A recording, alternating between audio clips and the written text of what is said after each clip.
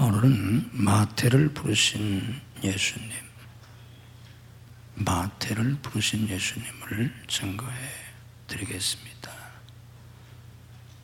예수님이 사역 초기에 12제자를 부르셨는데 그 12제자를 부르신 자세한 기록이 성경에 나와 있지 않습니다.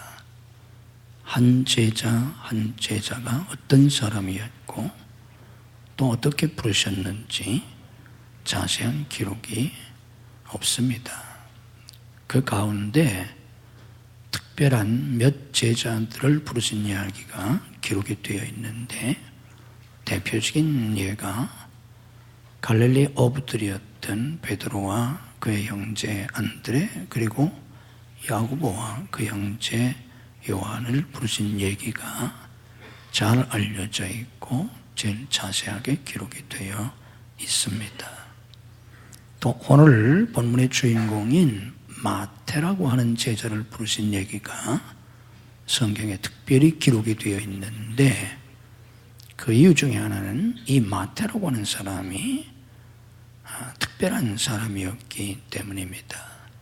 세상적으로 좋은 면에서 특별한 사람이 아니고 나쁜 면에서 특별한 사람이었는데 주님이 제자로 부르셨고 또 나중에 주님의 제자가 돼서 아주 특별한 일을 했습니다.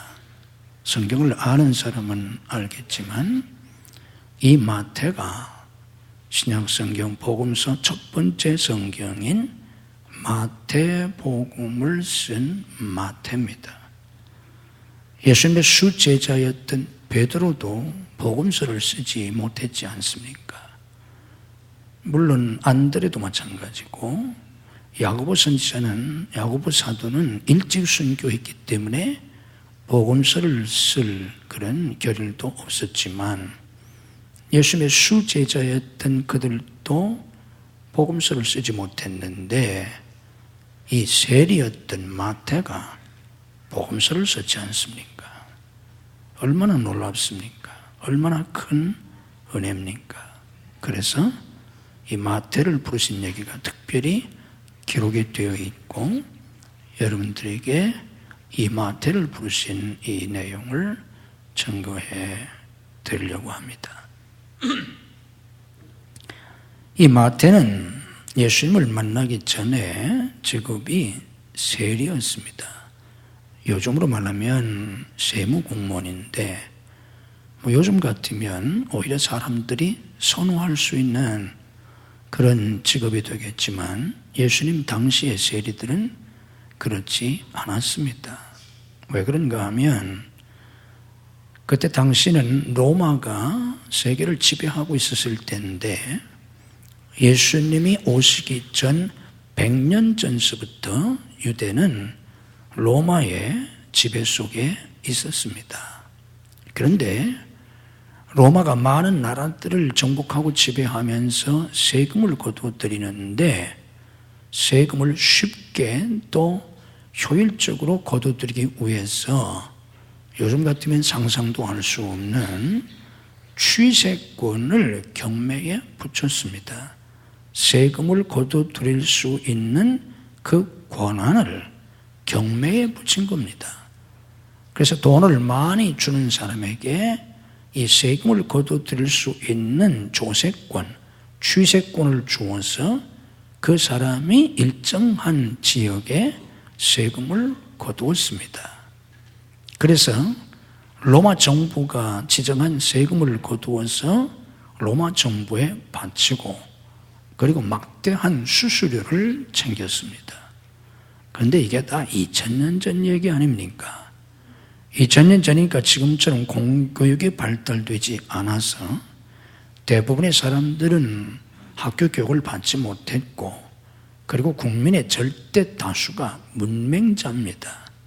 그리고 그 시절엔 신문도 없었고 라디오도 없었고 지금 같은 TV나 휴대폰은 상상도 할 수 없었던 그런 시대이기 때문에 로마 정부가 어떤 품목에 대해서 세금을 물리는지 몇 퍼센트의 세금을 내야 하는지 알 길이 없습니다.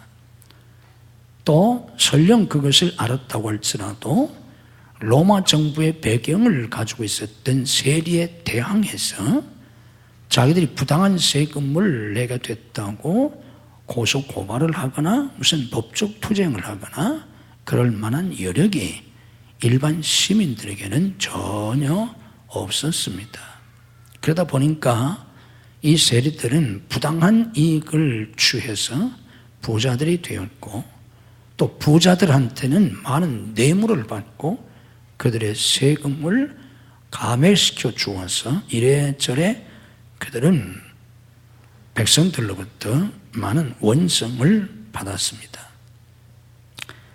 이 제도는 로마 정부가 세금을 쉽게 거두기 위해서 만든 제도였지만 이렇게 하다 보니 많은 폐해를 낳았기 때문에 예수님 시대에는 예수님이 오시기 바로 전에 이 제도가 사실상 팔레스틴에서는 폐지되었습니다.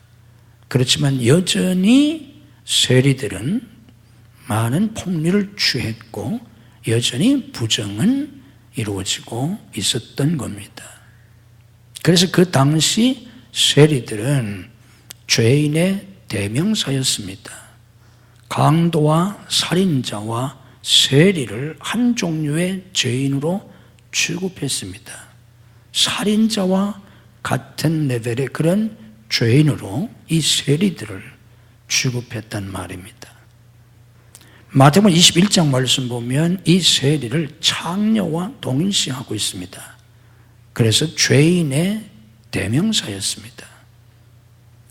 이 마태도 그런 세리였기 때문에 돈밖에 모르는 사람이었습니다. 돈을 위해서 국가도 동족도 이웃도 버렸습니다. 돈에 절대 가치를 두고 살았던 사람입니다.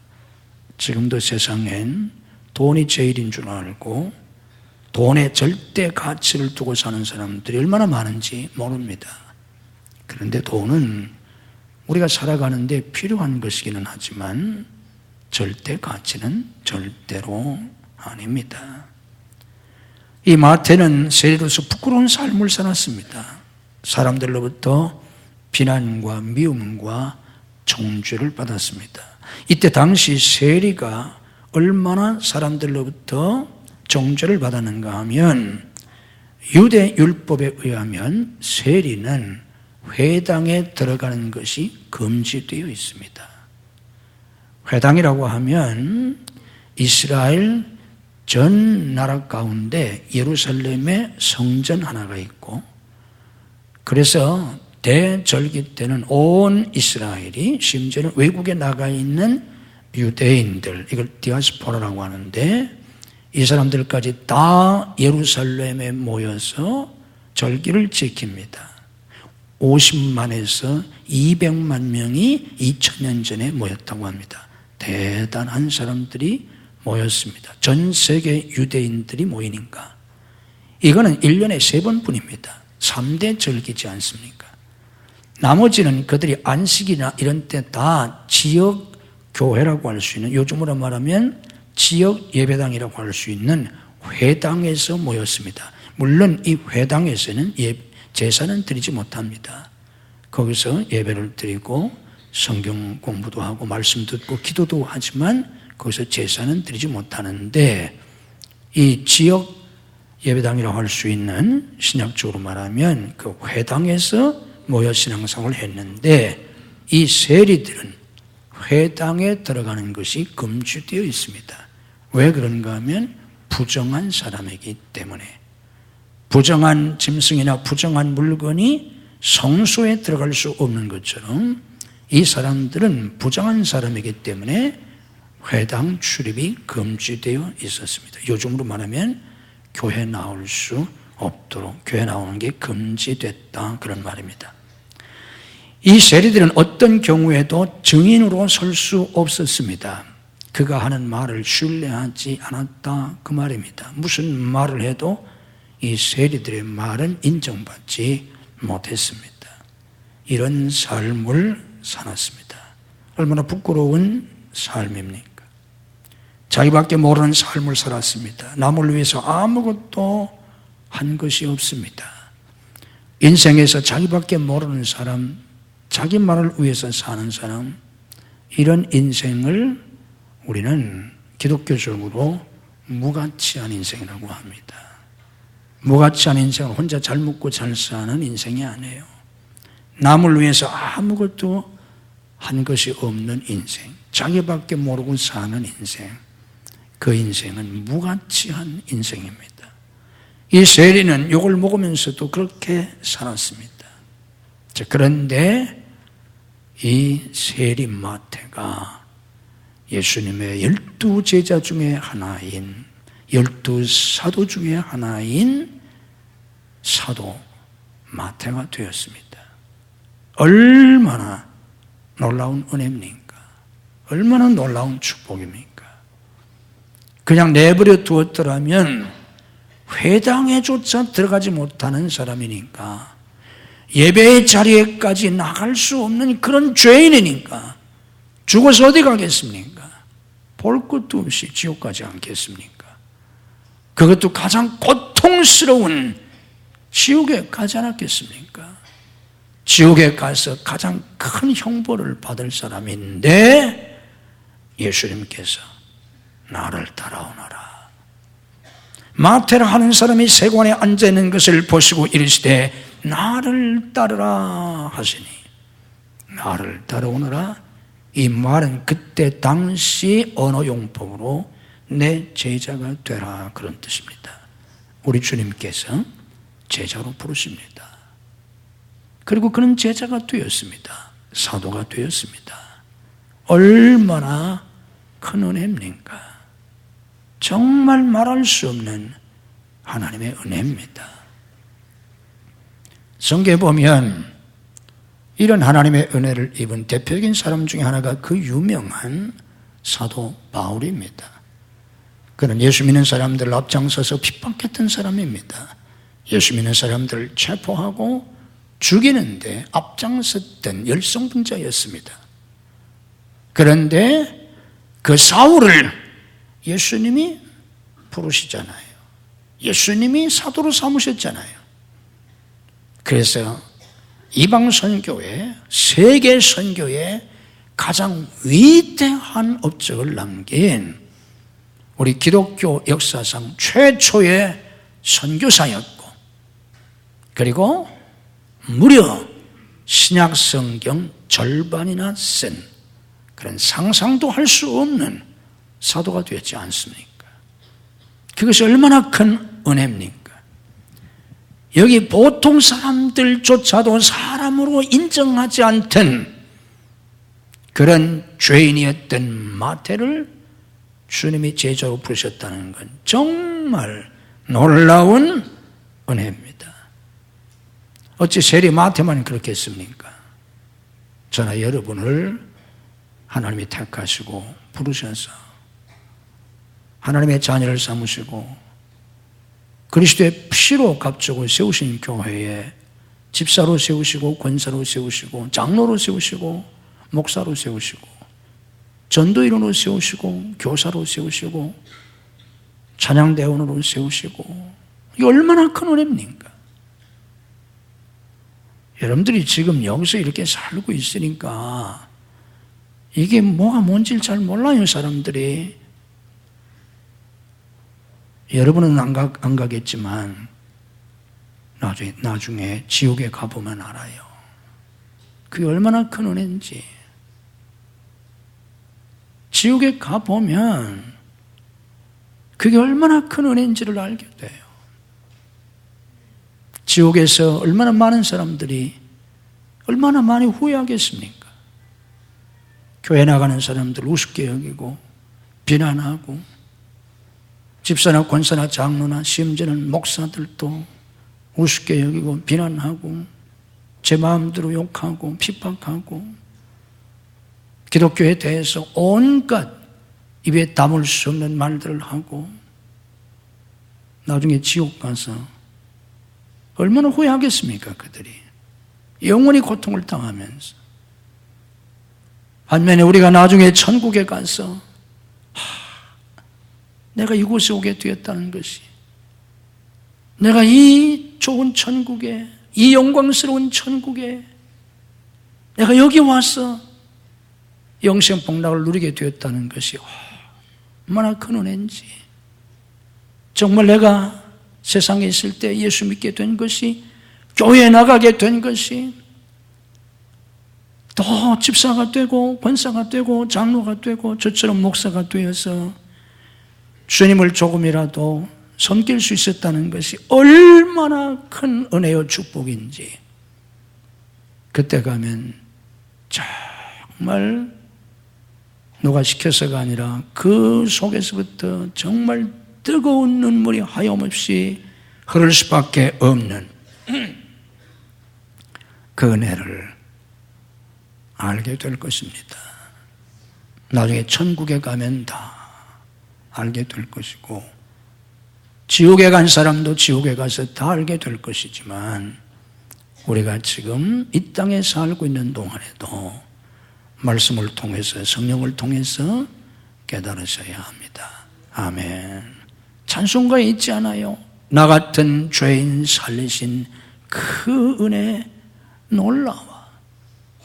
저 하늘을 두루마리 삼고 바다를 먹물 삼아서 잉크 대신 바닷물을 찍어서 그 하나님의 사랑을 저 하늘을 종이 삼아서 쓴다고 할지라도 다 기록할 수 없겠네. 얼마나 그 사람이 하나님의 그 사랑을 깨달았으면 그런 시를 썼겠습니까? 어떤 분은 또 그렇게 말했습니다. 이 땅에 있는 모든 나무에, 모든 나뭇가지를 다 붓으로 삼아서 하나님의 사랑을 쓴다고 할지라도 다 기록할 수 없다고. 아니, 이 세상에 나무가 얼마나 많습니까? 그 나무들을 다 붓으로 삼아서 하나님의 사랑을 기록한다고 할지라도 다 쓸 수가 없다. 얼마나 하나님의 사랑을 깊이 깨달았으면 그런 표현을 했겠습니까? 우리 하나님께서 제 가슴 속에도, 여러분 가슴 속에도 나를 택하시고 부르시고 구원해 주신, 나를 세워주신 그 하나님을 정말 그렇게 절절하게 느낄 수 있는 그런 은혜를 주시기를 주님의 이름으로 축복합니다. 마태는 그런 세리였는데 주님이 제자로 부르셨어요. 그는 예수님의 부르심을 받고 변화되었습니다.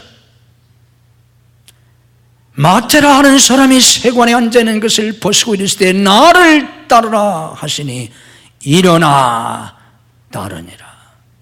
일어나 따르니라. 무슨 뜻이 함축되어 있습니까?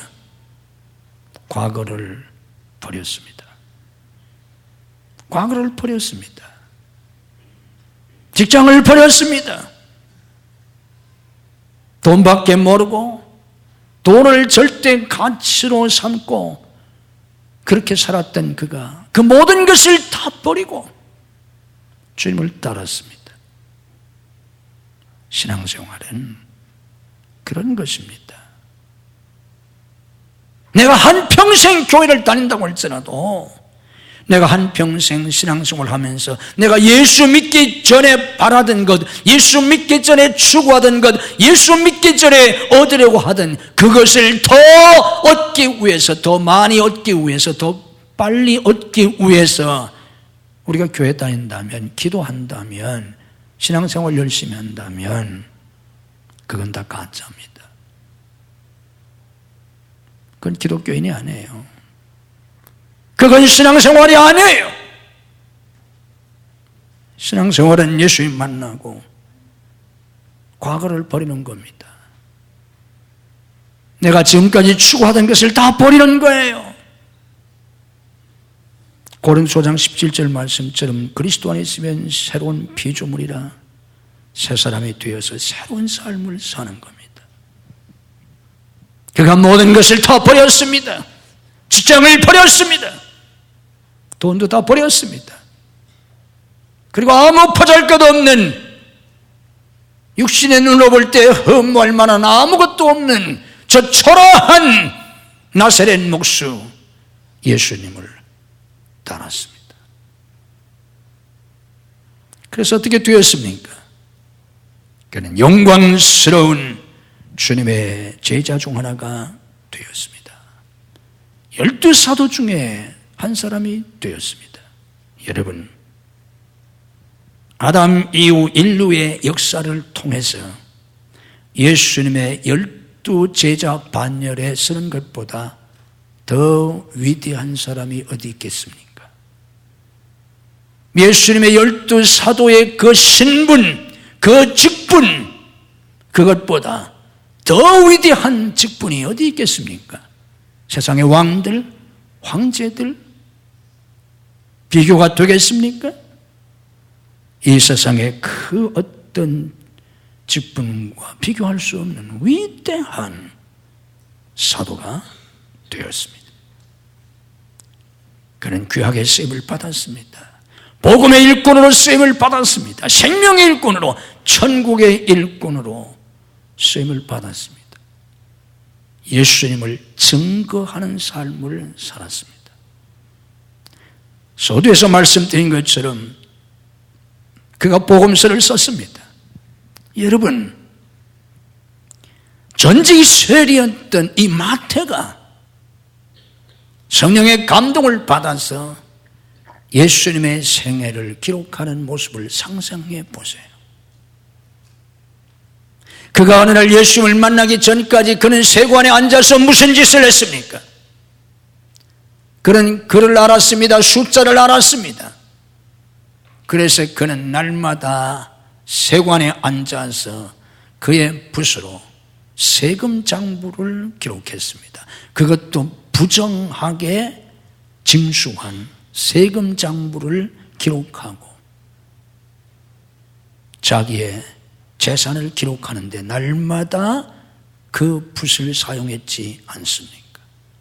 그랬던 마태가 지금 하나님의 거룩한 임재, 성령의 임재와 영감, 하나님의 거룩한 빛이 그를 둘러싸고 하나님의 거룩한 비춤 속에서 하나님의 영감에 사로잡혀서 이제는 그 손가락으로 그 붓으로 우리 주 예수님의 일생을, 그분의 탄생과 그분의 사역, 그분의 죽으심과 부활, 그거를 지금 기록하고 있는 그 경건하고도 거룩한 모습을 상상해 보시기 바랍니다. 그 손이, 그 붓이 얼마나 새롭게 귀하게 쓰여지고 있습니까? 무엇이 그보다 더 거룩하겠습니까? 무엇이 그보다 더 영광스럽겠습니까? 내가 예수님을 만나기 전, 구원받기 전, 예수님을 알기 전 내가 육신적이고 세상적이고 죄악적인 것들을 위해서 사용되어졌던 내 몸과 내 재주와 내 재능과 지식과 기술과 하나님 주의 은사와 모든 것들이 주님을 위해서, 주님을 증거하는 데 사용되어질 때 거룩한 것이고 복된 것이고 영광스러운 것입니다. 그가 쓴 성경이 영광스럽게도 신약성경 제일 첫머리에 자리하고 있지 않습니까? 여러분이 성경에 한 줄만 썼다고 할지라도 어마어마한 것인데 성경에 한 줄을 쓰는 것은 고사하고 성경 한 줄만 깊이 연구하고 해석할 수만 있어도 신학 박사가 됩니다. 그런데 이 세리였던 마태가 쓴 그 복음서가 신약성경 제일 첫머리에 놓여있지 않습니까? 생각해 보십시오.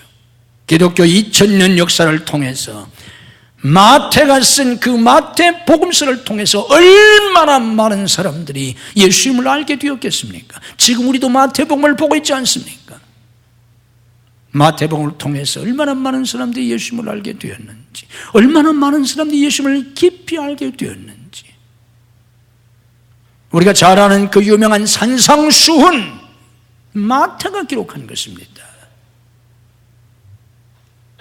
앞으로 우리가 강의를 하다 보면 볼 수 있겠지만 13장에 나와 있는 그 아름답고 놀라운 천국 비유 다 마태가 기록한 것입니다.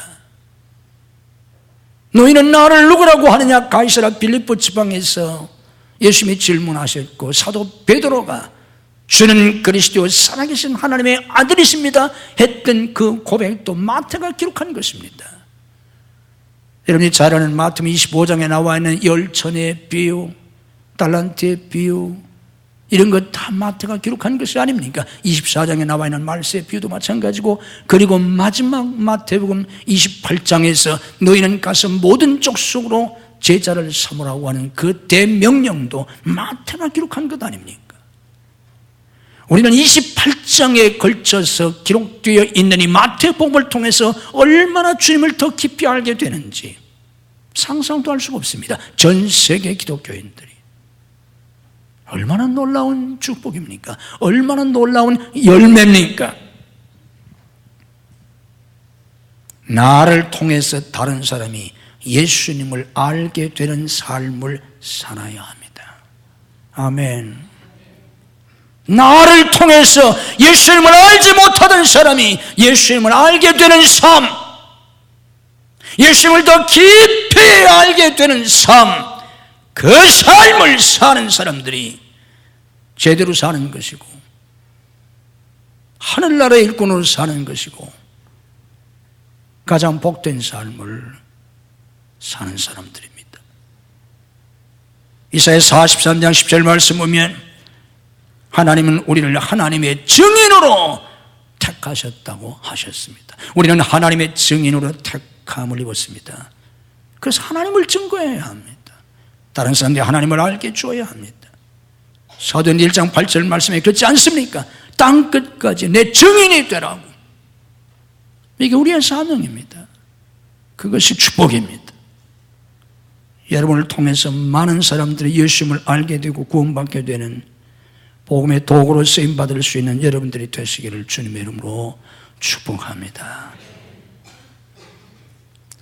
이 마태는 그렇게 복음을 전하다가 AD 60년경 에티오피아에 있는 외딴 도시 나다바에서 민을창으로 살해당합니다. 순교당합니다. 민을창이라는 말은 끝이 둘 혹은 세 가닥으로 갈라진 창인데 도끼와 창과 갈고리를 하나로 묶어서 만든 아주 무서운 무기입니다. 이 민을창으로 살해당합니다. 순교당합니다. 그 뒤에 마태는 어떻게 되었겠습니까? 하늘나라에 가서 순교자로서 마태복음을 쓴 자로서 또 한평생 이렇게 순교회까지 복음을 위해서 산 자로 얼마나 큰 영광을 누리고 있겠습니까? 세상의 모든 영화, 우리 주님께서 들의 풀의 꽃과 같다고 하셨습니다. 금방 시들고 없어집니다. 우리는 죽고 나면 기억되는 것이 아무것도 없는 것이 너무 많습니다. 그런 삶을 사람들이 너무 많이 삽니다. 이 마태는 저 천국에서 영원히 없어지지 않는 영원한 영광을 누리면서 살 것입니다. 우리도 그런 삶을 살아야 합니다. 어찌 마태만 부르셨겠습니까? 어찌 마태만 복음을 위해서 살라고 하시겠습니까? 저나 여러분 모두 다 주님의 특별한 은혜로 죄인을 불러서 구원하시고 우리에게 사명도 주시고 직분도 주셨으니 우리도 변화된 삶을 살아야 합니다. 주와 복음을 위해서, 천국을 위해서 주님을 증거하는 그런 삶을 살아야 합니다. 그래서 마지막 하늘나라에서 영원한 영광을 얻을 수 있는 이 세상에 썩어질 영광이 아니라 썩지 아니하는 영원한 멸류관을 받을 수 있는 우리 모두가 되어야 되지 않겠습니까? 그런데 이런 삶은 내 힘으로 되지 않습니다. 하나님이 특별한 은혜를 주셔야 합니다. 마태가 어떻게 이렇게 되었겠습니까? 특별한 은혜를 주셔서 성령이 역사하셔서 주님을 모른다고 다 도망갔던 제자들이 어떻게 다 이렇게 순교했습니까? 오순절 성령 받고 나서가 아닙니까? 은혜를 주셔야 합니다. 은혜를 받아야 합니다. 은혜를 받으면 됩니다. 성령이 역사하셔야 합니다. 성령이 역사하시면 됩니다. 날마다 성령을 의지하고 새벽을 깨워 기도하시고 방법이 없어요. 신앙생활에는 방법이 없어요. 성령 외에 대안이 없어요. 예수 그리스도만이 유일한 구주시고 성령만이 우리의 유일한 지혜와 능력이십니다. 아멘. 대안이 없어요. 오직 예수, 오직 성령, 이게 기독교예요. 날마다 성령을 의지하세요. 성령의 역사로 이런 삶을 살아야 합니다. 한 분의 간증을 소개해드리고 마치겠습니다. 어떤 사람이 나쁜 짓을 많이 해서 감옥을 5번이나 갔다 왔습니다. 전고범 5번째 2년형을 받고 감옥에 갔다가 나오는 날, 이 감옥에 5번이나 갔으니까 한심하지 않습니까? 2년형을 마치고 나오는 날 가족들을 보는 순간 너무 죄스러웠습니다. 양심이 찔리고 괴로웠어요. 이거 뭐 한두 번도 아니고 이게 뭐 5번씩이나. 그래서 다시는 내가 이런 짓을 하지 아니하리라. 그리고 송곳으로 자기의 눈을 찔렀습니다. 내 눈이 나를 범죄하게 한다고. 송곳으로 자기의 눈 한쪽을 찔렀어요. 대단하지 않습니까? 송곳으로 자기 눈 찌르는 게 보통 결심이나 의지 가지고 할 수 있어요? 손가락 자르기도 힘든데. 다시는 내가 이런 삶을 살지 않으리라고 송곳으로 자기 한쪽 눈을 찔렀어요. 그 뒤에 어떻게 되었을까요?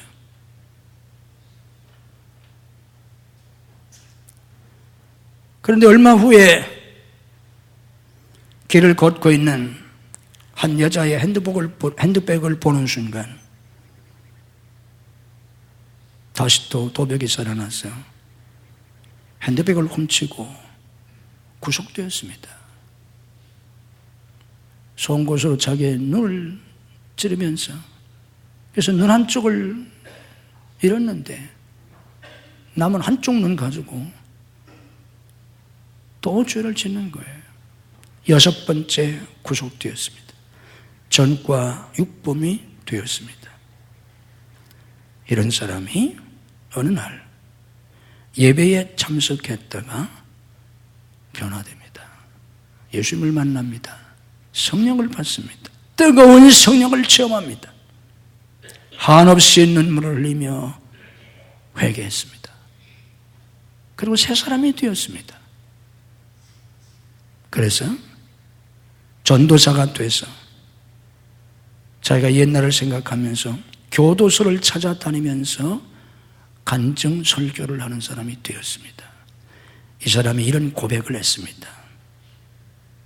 인간의 몸에 붙은 악한 습관을 사람의 힘으로는 고칠 수가 없습니다. 인간의 몸에 붙은 악한 습관, 사람의 힘으로 고칠 수 없다는 거예요. 자기가 자기 손으로 송곳으로 눈을 찔러서 눈 하나를 못 쓰게까지 해봤는데도 안 되더라는 거예요. 남은 한쪽 눈 가지고 또 죄를 짓게 되고 또 감옥에 되고. 성령의 충만함을 받아야 합니다. 성령으로 변화되어야 합니다. 예수 믿고 구원받고 성령으로 변화되어서 여러분 모두가 다 복된 새로운 인생을 살 수 있는 그런 은혜를 여러분들에게 주시기를 주님의 이름으로 축복합니다. 고마우신 하나님, 너무너무 고마우신 하나님 감사합니다.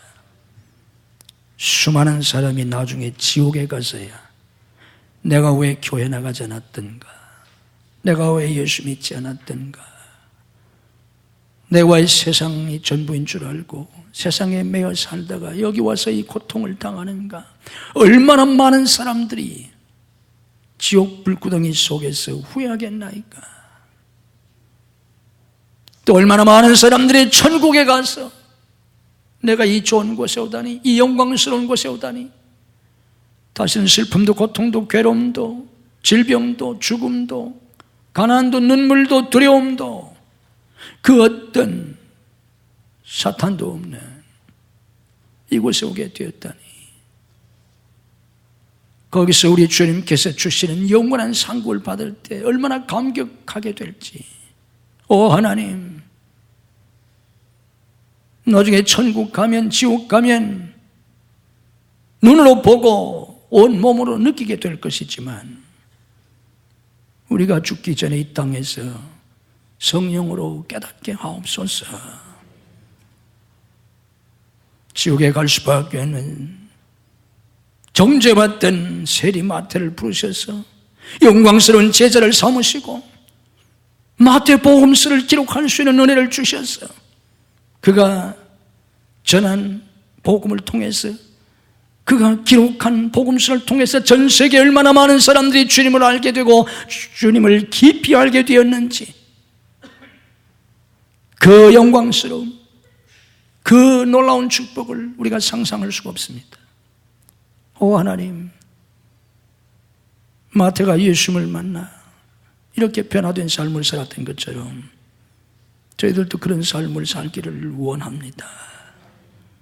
우리를 부르신 은혜, 세우신 은혜를 깊이 깨닫고 우리의 남은 삶을 주와 복음을 위해서 예수님을 증거하는 삶, 나 때문에 다른 사람들이 예수님을 알게 되고 하나님을 알게 되는 삶을 살아갈 수 있도록 우리와 우리의 자녀들을 축복해 주시옵소서. 오늘도 성령께서 저희들을 깨우쳐 주시기를 원합니다. 머리머리 안수하셔서 말씀 속에 담겨있는 깊은 진리를 알게 하옵소서. 하늘의 진리, 영적 진리, 생명의 진리, 복음의 진리를 깊이 깨달을 수 있게 하시옵소서. 주님의 보혈로 저희들을 덮어 주시옵소서. 하나님의 빛으로 감싸 주시옵소서. 모든 어둠의 세력을 물리쳐 주시옵소서. 천군 천사를 울트를 삼아 지켜 주시옵소서. 믿음으로 가슴에 손을 씁니다. 우리 속에는 모든 불신앙과 아직도 육신적인 욕망과 아직도 버리지 못한 세상 것들 성령으로 깨닫고 다 버릴 수 있게 하시옵소서. 우리 속에는 모든 상처들을 치유해 주시고 염려와 근심과 두려움을 물리쳐 주시옵소서. 우리 속에는 교만과 열등감, 우리 속에 있는 모든 원망과 불평, 분노를 주님이 제거해 주시옵소서. 아직도 용서하지 못한 사람을 용서할 수 있게 하시고 아직도 치유되지 못한 상처들이 치유되게 하시옵소서. 주님 만져 주시옵소서. 만져 주시옵소서. 오늘도 우리의 병들고 약한 육신을 치유해 주시옵소서. 믿음을 아픈 곳에 손 얹습니다. 주님의 능력으로 오늘도 우리를 치유해 주시옵소서. 내가 나세는 예수 그리스도 이름으로 명하노니 우리를 괴롭히는 모든 병만은 다 물러갈지어다. 예수님의 이름으로 치유될지어다. 예수님의 이름으로 건강이 회복될지어다. 예수님의 이름으로 새 힘을 얻을지어다. 가정가정 속히 인가우도시켜 주셔서 온 가족이 하나님을 섬기며 자손 만대의 믿음으로 복받는 가정들을 삼아 주시옵소서. 가정을 파괴하려고 하는 모든 사탄의 세력을 주님이 결박하시고 물리쳐 주옵소서. 내가 나세는 예수 그리스도 이름으로 명하노니 우리와 우리의 자녀들의 가정을 파괴하려고 하는 모든 사탄의 세력은 성령의 결박을 받고 다 물러갈지어다. 우리 자녀들을 축복해 주옵소서. 책임져 주시옵소서. 천군 천사 동네 울트라를 삼아 주시옵소서. 탁월한 믿음을 주시옵소서. 하늘의 지혜를 주시고 하늘의 능력을 주시고 열정을 주시고 주님의 마음을 주시고 거룩한 꿈을 주시고 복된 사람들을 붙여주시고 악한 자들을 물리쳐 주시고 복된 환경으로 인도해 주시옵소서. 예비된 복을 누리게 하시옵소서. 예비된 사명을 감당하게 하시옵소서. 오 하나님, 공부하는 학생들에게 학업의 문을 열어주시옵소서. 신학의 문을 여시고 유학의 문을 열어주시옵소서. 취업의 문을 여시고 사업의 문을 열어주시옵소서. 결혼의 문을 여시고 태의 문을 열어주시옵소서. 사역의 문을 열어주시옵소서. 예수님의 이름으로 열릴지어다. 역사해 주시옵소서. 성도의 직장과 사업을 축복해 주시옵소서. 내 주위에서 천천만만인이 쓰러지고 넘어지고 실패한다고 할지라도 주님의 이름으로 승리하게 하옵소서. 형통하게 하옵소서. 창대케 되게 하옵소서. 주와 복음을 해서 세계 선교에 쓰임받게 해 주시옵소서. 아버지 앞에 예물을 드립니다. 믿음으로 11조를 드리며 감사한금, 선견금, 구제한금, 건축원금, 해외성전 건축원금을 드립니다. 주님의 기뻐 받으시고 하늘과 땅의 보로 영육의 강건함으로 삶의 형통함으로 사역의 풍성한 열매로 자손 만대의 믿음의 명문가를 이루도록 축복해 주옵소서. 아버지 앞에 나와 예배드릴 모든 성도를 축복하시고 병상에서 나오지 못한 성도를 찾아가셔서 능력의 손으로 일으켜 주옵소서. 줄타 중에 있는 성도들, 해외 나가는 가족들, 군문에 나가는 아들들, 유학생들을 지키시고 축복해 주옵소서. 믿음이 연약하여 주를 송수하지 못하는 성도에게 주를 송수할 수 있는 믿음을 더하여 주옵소서. 이 한 주간도 주님이 주시는 은혜와 축복이 넘치는 복된 한 주간이 되게 하옵소서. 예수님 이름으로 축복기로 하옵나이다. 아멘.